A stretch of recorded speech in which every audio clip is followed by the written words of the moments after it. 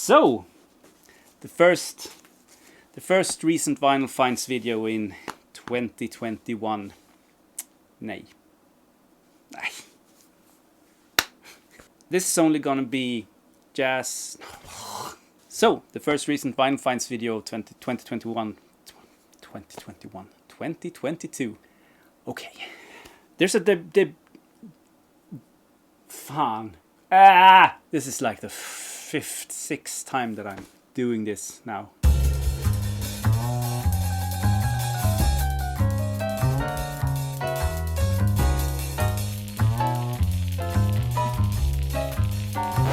Vinyl community, I'm back to do a recent vinyl finds video, and this is the first vinyl finds video of the year 2022. Great. It's only going to be like psych and prog and heavy 70s, 60s, 70s music in this video, so no jazz. But I'm going to start off with some new stuff. You don't see me buy new stuff that often, do you? But when the opportunity came up to buy a reissue of this, the Inside Llewyn Davis soundtrack, I didn't hesitate. This is one of the best soundtracks ever recorded, in my opinion. It's so good. Maybe 2 songs is just so. The rest is magnificent. There's a discussion online claiming that there's no reissues of this. It's just dead stock copies that they found and that is circulating, because this has been out of print for some time. Scoop it up if you have the chance. That's just my recommendation. Like totally new music, like really totally new music that's been, and I've played this past 6 months. And I give this my highest of recommendations, not only for the music, that is great, it's great, but also maybe especially for testing out your equipment, because this sound better than anything you will put on your system. And I'm talking about these 3 records. This is a trilogy that Canadian artist Dominique Fillame, I don't know how to pronounce that, she put out. This is the blues record from 2018, which I got signed from her. I bought this from her page. EP, so 45 RPM, sounds terrific. From the same site, I bought this 2019. This is Stay Tuned, her jazz record, which also sounds terrific. It's a 33 RPM. And 2021, last year, she released this, her latest 3 Little Words, her soul record. All of them are great. At least check them out before you buy them, but check it out. I don't think that any of my viewers will be disappointed. Okay, so let's get into the oldies, shall we? This is Morgan Mason Downs, the only record that they released on the Roulette label. The head of Roulette saw these 3 in, I think, a hair musical in the States, and decided to let them record a record together. So 2 US guys and a girl from the UK.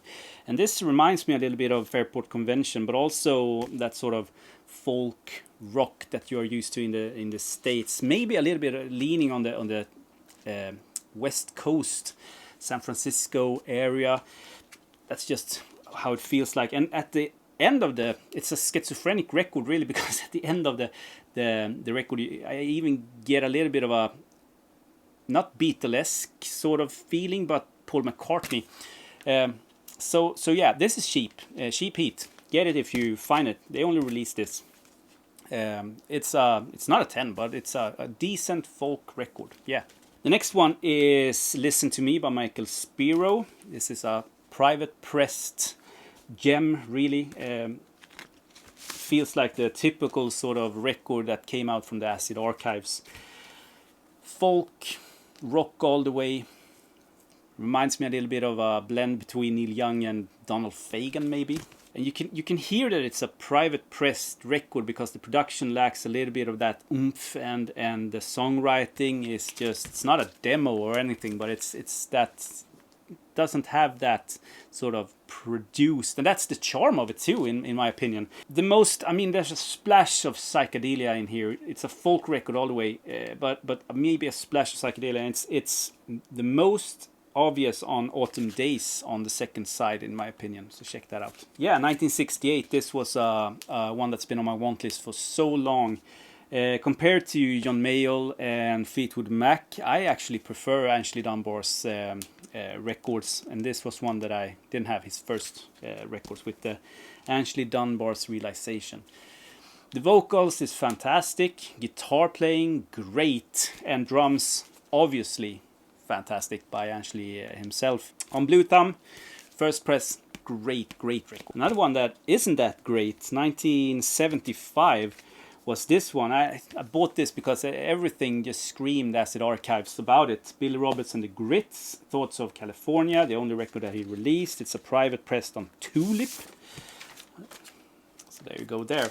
And you start to listening to it, and it's a full-blown country record. So if you're into that sort of Chris Christopherson from the mid-70s or early 70s with Johnny Cash, this is right up your alley. But I'm not a huge fan of those records. I want my country to be a loner sort of folkish country, depressing as shit. And this is too happy for me.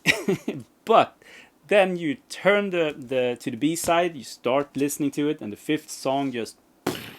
What you get is a ballad, like a 70s arena rock ballad with screaming guitars and vocal delivery that is just to die for. Almost a masterpiece of a song. And then we go on to do the country thing again. So I got this for €2, and those €2 is worth it just for that song called Beginning to the End. Another one from the Acid Archives sort of want list, part of my want list at least, is this one, Elderberry Jack with Long Overdue. Added this long when I first started to read about these kind of records from the Acid Archives, that Acid Archives recommended. This is 1970, a little bit more of a folk rock record. Maybe reminds me a little bit of Crosby, Stills, Nash & Young or something like that. I don't know, a cool record definitely, but listen to it before you get it. It's not easy to scoop up, I think. Private pressed on Electric Fox. Only released this, so I guess that it's sort of scarce. But it's hard to get, but when you find it, I don't think it costs that much. So and I think it's easier to find this in the States than here in Europe. Recommended, highly recommended. 1974, this is a second press of Eggs, The Civil Surface, and I've had this for so long. I mean, way back in, I think I bought this in the summer of 2021, and I've been listening to it a lot of times, but I never really I wanted to play it, so I never decided to put it in the collection and shelf it. But here we are. If you're into Canterbury prog and if you're into Egg, this is a no-brainer. Obviously, it's not the same as their debut record, the only one I have to compare it to. The debut is more of an orchestral or classical influenced record. This is more on the sort of jazz rock or Canterbury meets Canterbury sound. Highly recommended. Fantastic record, and now I just need to find the second one, and then the collection of Egg records are complete. Last 2-3 months maybe, I've been on a huge Lee Hazelwood kick for some strange reason. I decided to dig a little bit deeper into his catalog just to find those sort of nuggets, and I think I did. I still only have stuff that he produced while he was living in Sweden, and this is one of them. This is 13, released in 1972, I think. And if I did my research correct, Viking Records, this is material that he recorded in the States, brought to Sweden, and then released here in Sweden. So no Swedish musicians on this one, if I did my research correct. This is up there with Requiem for an Almost Lady or A Cowboy in Sweden. It's that good.